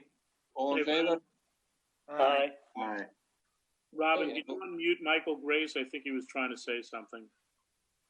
Oh, I missed it? No, Robin, sorry. Michael, you should be unmuted. I'm not in the meeting. You are. There you are. Yeah, you are. I don't know where I am. It's all topsy-turvy, but that's all right. Oh, it is nutty. Anyhow, Mike said he's gonna stand on his head till we grant this. Well, I can't see anything, so I don't know, and but I guess he can hear me, so that's only what's important at this point. I just wanted to alert the board that I'm grateful for the granting of the variance. I wanted to include a little bit of a fudge factor. We noticed this thing as the square footage that Joe Vittucci set forth, but if there is, for the signs on the building, we just wanted to have a little bit of a wiggle room just in case, of a certain percent, just in case they come back bigger than they are, so I don't have to come back again. And because I think the AAA was still in the throes of the design of its sign. So what is it you're looking for? Starbucks, I think, is what you have. I think AAA was still in the process of sign design, so we would just wanted a little bit. I don't want to be a couple of inches off on the, or a couple of, a minor amount on the square footage of the building area. Sign. Well, I could say substantial conformity with the signage plan submitted. Yeah, okay, that would be great. So just give me a little, just a little wiggle room. Who would look at the oversight for that? Is that a box? That would be Joe Veditucci. It's a building. I got to pull a permit with the building department. So, right. And he's very particular about it, so, and very exacting. I just don't. We did all the calculus, but I just don't. The numbers I got were, it was a couple of, a fraction of a couple of square feet off from what he got. So I just didn't. If I amend the decision to say substantial conformity, do I have a second on that? Second. All in favor? Aye. Aye. Thank you so much, and I hope to clear up my technical difficulties at some point in my life. Turn the computer over. I like it like this. It makes it interesting. I can't even, I don't see anything, so I don't know what's going on, but yeah. I'll leave it at that. Enjoy your evening, guys. Watch it on TV. Well, I believe that wraps up our agenda for the evening. So I move that we adjourn to the December meeting. Do I have a second? Second. All in favor? Aye. Night and happy zone. Good night.